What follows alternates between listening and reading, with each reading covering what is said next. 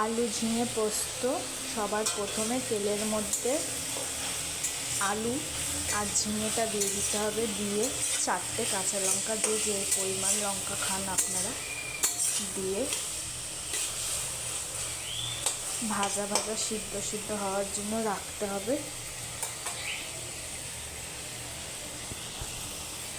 আর এখানে হচ্ছে পোস্ত বেটে গ্রাইন্ড করে নিয়েছি।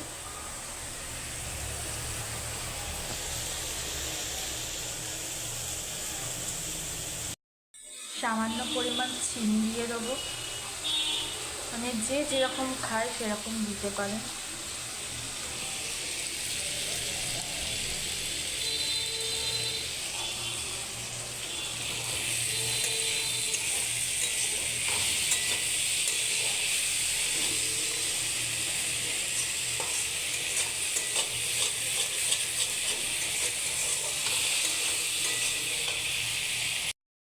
পরে যে পোস্তটা যে বেটে গুলে রেখেছি এটা আস্তে আস্তে দিয়ে দেবো মিশ্রণটা।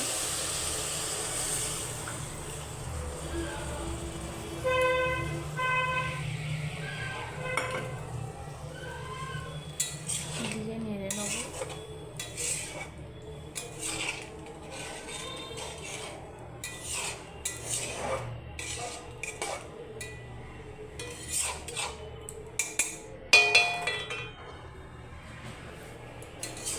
বাইরের প্রকৃতির দৃশ্য।